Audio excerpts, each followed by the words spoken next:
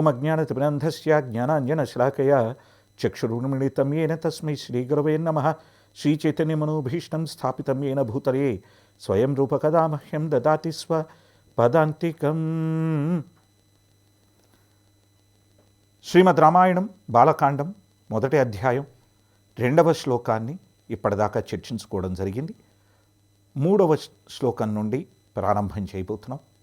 2వ శ్లోకంలో శ్రీరామచంద్ర వారి 6 విశేషాలని తెలుసుకున్నాం. గుణవంతుడు, వీర్యవంతుడు, ధర్మజ్ఞుడు, కృతజ్ఞుడు, సత్యవాక్యుడు, దృఢవ్రతుడు. ఈ 6 గురించి తెలుసుకున్నాం. అందులో ధర్మజ్ఞుడు అనేటువంటి విషయంలో ధర్మము అనే శబ్దాన్ని గురించి కూడా చర్చించుకున్నాం. ఇప్పుడు మనం 3వ శ్లోకం నుండి ప్రారంభించి తెలుసుకుందాం. 3వ శ్లోకం నుండి ప్రారంభించే ముందర ఇదివరకు చెప్పినట్టుగా మొదటి శ్లోకం గురువుగారు రావడం అయితే 2 నుంచి 6వ శ్లోకాల వరకు, అంటే మొదటి 6 శిష్యుడు మాట్లాడే మాటలు, 7వది గురువుగారు చూపించేటువంటి కృప. కాబట్టి మొదటి 7 శ్లోకాలు గురు శిష్య సంవాదాన్ని, శిష్యుడి ప్రవర్తనని, గురువు యొక్క దయని మనకు చూపించేటువంటి విషయాలు ఇవి. 3వ శ్లోకాన్ని చర్చ ప్రారంభిద్దాం. చారిత్రేణ కో యుక్తః సర్వభూతేషు కో హితః విద్వాన్ కః సమర్థశ్చ కశ్చైక ప్రియదర్శనః. ఇందులో చెప్పబడుతున్న గుణాలు. చారిత్రేణ కో యుక్తః, ఎవరి చరిత్ర గురించి చూస్తే చాలా గొప్పగా ఉంటుందో, ఎవరైతే అన్ని విషయాలు చరిత్ర పరంగా చక్కగా తెలిసిన వాళ్ళు, ఈ 2 అర్థాలు ఉన్నాయి. సర్వభూతేషు కోహితః, ఎవరైతే అందరు జీవరాశులకి హితుడో, 2వ గుణం. విద్వాన్ కః, ఎవరైతే పండితుడు, విద్వాంసుడు, అన్నీ తెలిసినవాడు. కః సమర్థశ్చ, ఎవరైతే సమర్థుడో. కశ్చైక ప్రియదర్శన, ఎవరో ఒక్కరే చూడ్డానికి చాలా అద్భుతంగా ఉంటారు వారు. ఈ విషయాల్లో మనం చూస్తే చారిత్రేణ కోయుక్తః, ఎవరిది గొప్పదైన చరిత్రో. శ్రీరామచంద్ర వారి వంశచరిత్రను తీసుకుంటే ఇక్ష్వాకు కుల తిలకం ఆయన. ఇక్ష్వాకు మహారాజు వంశంలో పుట్టినటువంటి, ఉదయించినటువంటి, ఆ సూర్యవంశంలో ఉదయించినటువంటి ఆ పరమపురుషుడు శ్రీరామచంద్రమూర్తి. మర్యాద పురుషోత్తముడై తన జీవితంలో ప్రతిదీ మర్యాద ప్రకారం చేసుకుంటూ వెళ్ళి ఎప్పుడూ ధర్మాన్ని తప్పకుండా చక్కటి ప్రవర్తనతో, చాలా చక్కటి సత్యవాక్య పరిపాలనతో, నిజమే మాట్లాడుతూ, ఎంత కష్టం వచ్చినా, ఎన్ని నష్టాలు వచ్చినా తన ధర్మాన్ని దాటకుండా, ఎప్పుడూ తన హద్దులు మీరకుండా ఉండి మర్యాదకు లోబడి ఉన్న ధర్మజ్ఞుడు. అందుకనే వారి చరిత్ర అద్భుతం. ఈరోజు కూడా వారి గురించి మనం చర్చించుకుంటున్నామంటే అదే కారణం. చారిత్రేణ చ కోయుక్తః. 2వది సర్వభూతేషు కోహితః. సర్వభూతేషు కోహితః, ఒక జటాయువుని జటాయువుకి అంతిమ సంస్కారాలు ఎలా చేశారు, ఆ జటాయువుకి అంతిమ సంస్కారాలు ఎలా చేశారనేది మనం చూసాం. అలాగే వానరుడైన సుగ్రీవుడితో స్నేహాన్ని, సంధిని కుదుర్చుకొని అతని భార్యని ఆ సుగ్రీవుడు అన్నగారైన వాలి తీసుకుంటే, అతని రాజ్యాన్ని కూడా మోసంగా తీసుకుంటే, తన బలాన్ని ఉపయోగించి ఇతని తరివేసి తీసుకుంటే, ఆ వాలిని చంపడానికి కూడా సహృదయంతో ఎలా సహాయం చేశారనేది మనం చూసాం. ఈ రామాయణంలో చూస్తాం కూడా. అంతేకాక ఆ వాలిని చంపుతున్నప్పుడు చంపినప్పుడు చావుకి దగ్గరలో ఉన్నటువంటి వాలి, రామచంద్ర నీకు నాకు ఎటువంటి విరోధం లేదు, ఆ విరోధం లేనప్పుడు ఎందుకయ్యా నువ్వు నన్ను ఇలా చంపావు చెట్టు చాటు నుండి, మోసం చేసినట్టు కాదా అంటే, నీకు కూడా నేను కృష్ణావతారంలో వచ్చినప్పుడు ఇలాగే ఓ చెట్టు చాటు నుండి నేను ఆ శ్రీకృష్ణుల వారి దీనిలో వచ్చినప్పుడు నువ్వు చెట్టు చాటు నుండి నా బొటన వేలికి నువ్వు గురిపెట్టి కొట్టడానికి అవకాశం ఇస్తానన్నారు. అంటే ఇటు సంధి చేసుకున్న సుగ్రీవుడితోనూ ఒకే రకమైన ప్రవర్తన, అటు చంపినటువంటి వాలికి కూడా అదే రకం. అంతేకాకుండా గంగను దాటేటప్పుడు గుహుడు, స్వామి నీ పాదాలు తాకి ఒక రాయి స్త్రీమూర్తి అయిందిట, నా పడవ మీద కాలు పెడితే ఏమవుతుందో అని భయంగా ఉంది అన్నట్టు భావించి ఆయన పాదాలు కడుగుతానంటే అది కూడా కడిగించుకున్నారు. అంటే ప్రతి జీవితోనూ వారి భావం ప్రకారము ఏ యథామాం ప్రపద్యంతే తాం సదైవ భజామ్యహం అని సంబంధ బాంధవ్యాల్ని పెట్టుకునేటువంటి వారు స్వామివారు. అందుకనే ఈ శ్లోకంలో సర్వభూతేషు కోహితః, అన్ని జీవభూతాలకి ఎవరైతే హితుడో అని చెప్పడం జరిగింది. వానరులతో సంబంధం ఉంది, పక్షులతో సంబంధం ఉంది. రాక్షసుడైనటువంటి విభీషణుడు కూడా శరణు అని వస్తే ఆ విభీషణుని కూడా శరణిచ్చి తన దగ్గర ఉంచుకున్నటువంటి గొప్ప స్వభావం, అన్ని జీవభూతాల పట్ల ఎంతో అభిమానం, సహృదయం కలిగినటువంటి వారు ఈ స్వామివారు. సహృదయం ఎందుకుండదు? భగవద్గీతలో 15వ అధ్యాయంలో 15వ శ్లోకంలో చూశారే, సర్వస్య చాహం హృది సన్నివిష్టో మత్తః స్మృతిర్జ్ఞానమపోహనం చ వేదైశ్చ సర్వైరహమేవ వేద్యో వేదాంతకృత్వేద విదేవ చాహం. ఏమని చెప్తున్నారు? సర్వస్య చాహం హృది సన్నివిష్టో, అందరి హృదయాలలోనూ ఉంటాను. మత్తః స్మృతిర్జ్ఞానమపోహనం చ, నా నుండే జ్ఞాపకశక్తి, మరుపు అన్నీ వస్తున్నాయి, జ్ఞానం కూడా వస్తోంది. వేదైశ్చ సర్వైరహమేవ వేద్యో, వేదాలన్నిటి ద్వారా తెలియదగిన వాడిని నేనే. వేదాంతకృత్, వేదాలని కూర్చింది నేనే. వేదవిద్ ఏవచాహం, వేదాలు ఎరిగిన వాడిని నేనే. అన్నీ తెలుసు స్వామివారికి. అందరి హృదయాలలోనూ ఉన్నారు. అందరి హృదయాలలోనూ ఉన్నారు గనక ఆయన సహృదయుడు కూడాను. సహృదయము అనేటువంటి శబ్దాన్ని సంస్కృతంలో విడగొట్టామనుకోండి, సహృదయం, వాని యొక్క హృదయం అంటే జీవాత్మ యొక్క హృదయంలో జీవాత్మ పక్కన స్వామివారు పరమాత్మగా ఉన్నారు. ఆ రకంగానూ ఆయన సహృదయుడే. వేదశాస్త్రాలలో, ఉపనిషత్తులలో చెప్పబడుతోంది, ఈ శరీరాన్ని ఒక చెట్టుతో పోలుస్తారు. ఆ చెట్టు మీద ఒక కొమ్మ ఉంది, ఆ కొమ్మ మీద 2 పక్షులు ఉన్నాయి. ఒకదాని పేరు జీవాత్మ, ఇంకొక దాని పేరు పరమాత్మ. ఈ జీవాత్మ అనేటువంటి పక్షి ఆ కొమ్మ మీద ఉండేటువంటి చిగుళ్ళు వాటిని తింటూ ఆనందపడుతోంది. అది చేయాల్సిందల్లా ఏం లేదు, ఒక్కసారి తల తిప్పి ఈ పరమాత్మ వైపు చూడడమే. ఎందుకంటే ఆ పరమాత్మ ఎప్పుడు చూస్తుందా అని జీవాత్మని చూస్తూ ఉన్నారు. చూసారా? సహృదయుడు ఆయన, మన హృదయంలో మనతో పాటు ఉన్నటువంటి వారు ఎంతో ప్రేమతో మనని చూస్తున్నారు ఎప్పుడూ కూడాను. అలా చూస్తూ ఉంటే ఆయన వైపు చూస్తామా లేదా అనేటువంటిది మన మీద ఆధారపడి ఉంది. సహృదయుడు ఆయన. సహృదయుడే కాక ఆయన ఎవరు? విద్వాన్, అన్నీ తెలిసినవాడు. ఇందాకనే మనం చెప్పుకున్నాం, వేద విద్ ఏవచాహం అని స్వామివారు భగవద్గీతలో అంటున్నారని. సకల విద్యలు ఆయనకి తెలుసు.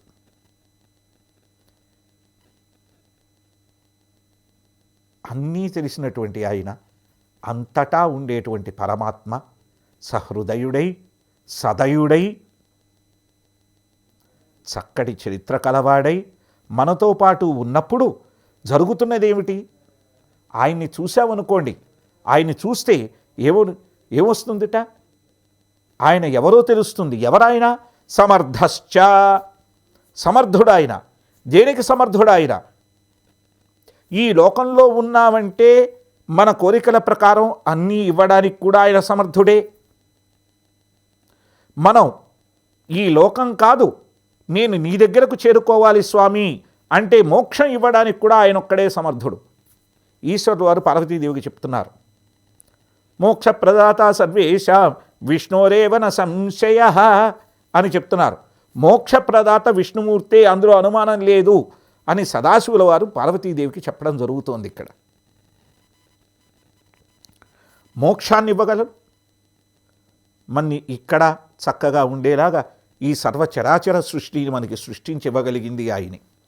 అటువంటి ఆయన ఎటువంటి వారితో అయినా సంబంధ బాంధవ్యాలు పెట్టుకొని ఎంత చక్కగా నడుచుకోవచ్చు, ఎటువంటి వారు ఎలా తన పట్ల ప్రవర్తించినా కూడా ఎంత మర్యాదగా ఎవరిని నొప్పించకుండా అందరితోనూ స్నేహభావంతో ఉండొచ్చు అనేది శ్రీమద్ రామాయణంలో స్వామివారు మనకి ప్రతి క్షణం తన ప్రవర్తనతో సత్ప్రవర్తనతో చూపించడం జరుగుతోంది ఇక్కడ. కాబట్టి ఎటువంటి పరిస్థితులలో అయినా సమర్థంగా నడుచుకోగలిగిన అర్థం, సమర్థం అంటే అర్థం ఒకే రకంగా ఉండడం, అన్నీ తెలిసి నడుచుకోవడం, అందరికీ తెలిసేట్టుగా నడుచుకోవడం. అలా తెలిసేట్టుగా నడుచుకోగలగడం ఉంది చూసారా, అదే సమర్థం అంటే మన ప్రవర్తన ఒకే రకంగా ఉంటే 10 మందికి ఆహా ఇతను ఇలాగే ప్రవర్తిస్తాడు కదా అనేటువంటి విషయం అర్థమవుతుంది. అది సమర్థత. ఎటువంటి పరిస్థితుల్లో అయినా ఈయన ఆవేశపడడు, ఆలోచించి పని చేస్తాడు, ఈవిడ ఆవేశపడదు, ఆలోచించి పని చేస్తుంది అని తెలిస్తే అవతల వాడికి కూడా నమ్మకం కలుగుతుంది. అది సమర్థం అంటే. సమర్థం అంటే స్థిరంగా ఉండగలగడం, చక్కగా చేయగలగడం. ఈ అరిషడ్వర్గాలు ఉన్నాయి చూసారా, కామ క్రోధ లోభ మోహ మదమాత్సర్యాలు, ఈ రాగద్వేషాలు ఉన్నాయి చూసారా, వీటన్నిటికీ లోను కాకుండా జరుగుతున్నటువంటి కార్యక్రమంలో జరగవలసిన విషయం గురించి ఆలోచిస్తూ ఏమి చెయ్యాలి, ఎంత బాగా చెయ్యాలి, ఎలా చెయ్యాలి అని దానిలో భావోద్వేగాలు, రాగద్వేషాలు, ఇష్ట అయిష్టాలు ఇవన్నీ లేకుండా కేవలం ధర్మంగా ఆ కర్మని చేయగలగడమే సమర్థత. అందుకనే భగవద్గీతలో మనకి స్వామివారు చెప్తున్నారు, కర్మణ్యేవాధికారస్తే మా ఫలేషు కదాచన మా కర్మఫలహేతుర్భూ మా తే సంగోస్త్వ కర్మణి. ఏమంటున్నారు శ్రీకృష్ణుల వారు? కర్మ చేయడం మీదే నీకు అధికారం ఉంది. కర్మణ్యేవ అధికారహతే, కర్మ చేయడం మీదే అధికారం ఉంది జీవాత్మగా. మా ఫలేషు కదాచన, ఫలం మీద నీకు అధికారం ఎప్పుడూ లేదు. అలాగని మా కర్మ ఫలహేతుర్భూ, అలాగని కర్మ చేయకుండా ఎప్పుడూ ఉండద్దు. కర్మఫలానికి నువ్వు కారణం అనుకోవద్దు. మా కర్మ ఫలహేతుర్భూ, కర్మఫలానికి నువ్వు కారణం అనుకోవద్దు. మాతే సంగోస్త్వ అకర్మణి, అలాగని కర్మ చేయకుండా కూడా ఉండద్దు. అంటే చేసేటువంటి కర్మని దాని మీద నాకు అధికారం ఉందనో, ఆ ఫలితానికి కర్మ చేస్తే వచ్చే ఫలితానికి అధికారం నాదనో, లేదంటే నా మూలంగానే అది జరుగుతోందనేటువంటి అహంకార భావమో లేకుండా కేవలం ఆ కర్మ చెయ్యడం నా ధర్మం అని అర్థం చేసుకొని ఆ కర్మను చెయ్యగలగడం సమర్థత. చేయడం చక్కగా చెయ్యాలి. ఎలా చెయ్యాలి అనేది కూడా స్వామివారు అర్జునుడికి చెప్పారు భగవద్గీతలో. నిమిత్త మాత్రం భవ సవ్యసాచిం. నిమిత్త మాత్రుడు అవ్వవు, చేసేటప్పుడు నిమిత్త మాత్రుడుగా ఉండు. నేను కాదు చేస్తున్నటువంటిది, స్వామివారి కృప వల్లనే జరుగుతోంది. కానీ చేసేటువంటి దాన్ని చక్కగా ఎక్కడా పొరపాటు లేకుండా ఉండేలాగా చెయ్యి. సవ్యసాచివి అంటే ఎంతో చక్కగా చేయగలిగిన నేర్పు కలిగిన వాడివి. ఎక్స్పర్ట్ వై చెయ్యి, ఎక్స్పర్ట్ వై చెయ్యి. అలా ఎక్స్పర్ట్గా చేయడం ఇది ముఖ్యమైన విషయం. అది కూడా శ్రీరామచంద్రుల వారు ప్రతి విషయంలోనూ తన ఎక్స్పర్టీస్, సమర్థతని చూపించారు మనకి రామాయణంలో. ఏ రకంగా? ఇదివరకు మనం చర్చించుకున్నాం. సుగ్రీవుడికి నమ్మకం కలగాలంటే బాణంతో 7 చెట్లను కొట్టారు, దుందుభి శరీరాన్ని కదిపారు, వాలిని సంహరించారు. ఇవన్నీ సమర్థతే. అలాగే ఒకసారి శ్రీరామచంద్రుల వారు ఈ వానరసేనని తీసుకుని వారధి దాటి వానరులతో పాటు అవతల ఒడ్డుకు వెళ్ళారు. వెళ్ళి నుంచుంటే ఈ వానరసేనని శ్రీరామచంద్రుల వారిని చూడాలని రావణాసురుడు కోట మీదకు వచ్చాడు. వచ్చినప్పుడు అది చూసి సుగ్రీవుడి కోపం వచ్చి టక్కున గెంతి వెళ్ళారు. వెళ్ళి రావణాసురుడు పక్కన వాలారు. వాలి రావణాసురుడితో యుద్ధం చేయడం మొదలెట్టారు. ఇద్దరూ ఒకళ్ళతో ఒకళ్ళు బాహాబాహి కొట్టుకున్నారు, చేతులు ముష్టి యుద్ధం చేశారు, పిడిగుద్దులు గుద్దుకున్నారు. అయితే రావణాసురుడితో యుద్ధం చేస్తూ చేస్తూ చూసావా నేను తొందరపడ్డాన్ని ఆలోచన సుగ్రీవుడికి వచ్చి ఆయన తిరిగి శ్రీరామచంద్ర వారి దగ్గరికి వస్తే శ్రీరామచంద్ర వారు ఒకటే అన్నారు, ఎందుకు అలా తొందరపడ్డావు సుగ్రీవా? నువ్వు అలా వెళ్ళడం వల్ల నీకేమైనా అయ్యి ఉంటే నేను సీత నాకు దక్కినా నాకు ఆనందం ఉండేదా? నీ వంటి స్నేహితుడు కోల్పోతే అన్నారు. నీ వంటి స్నేహితుడిని కోల్పోతే నాకు ఆనందం ఉండేదా అని అడిగారు. అంటే ప్రతి దానిలోనూ ఆలోచించి అడుగు వెయ్యాలి అనేటువంటి విషయాన్ని సుగ్రీవుడికి అక్కడ స్వామివారు నేర్పించడం జరిగింది. సమర్థుడే కాదు, కశ్చైక ప్రియదర్శన, వారొక్కరినే చూస్తూ ఉంటే ఇంకా ఇంకా ఇంకా ఇంకా చూడాలనిపిస్తుంది సుమా. వారొక్కరినే చూస్తూ ఉంటే, అంటే చూస్తూ ఉంటే ఇంకా ఇంకా చూడాలనేటువంటి దివ్యమంగళ స్వరూపం. ఆజానుబాహుం అరవింద దళాయతాక్షం, తామరాకుల వంటి కళ్ళు, నీలమేఘవర్ణం, చేతిలో కోదండం, పీతాంబరం,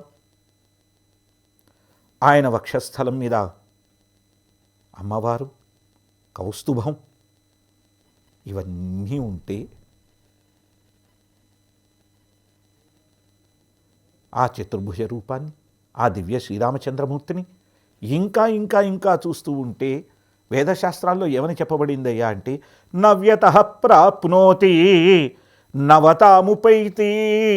చూస్తూ ఉంటే ఇంకా కొత్తదనాన్ని పొందుతూ ఉంటామండి. నవ్యత ప్రాప్నోతి నవతాముపైతి, కొత్తదనాన్ని కూడా పొందేస్తాం. ఎలా పొందుతావయ్యా అంటే ఇంకా ఇంకా ఇంకా వారిని చూస్తూ ఉంటే వారి దివ్యమంగళ స్వరూపం మనకి ఇంకా ఇంకా కనబడుతూ ఉంటుంది.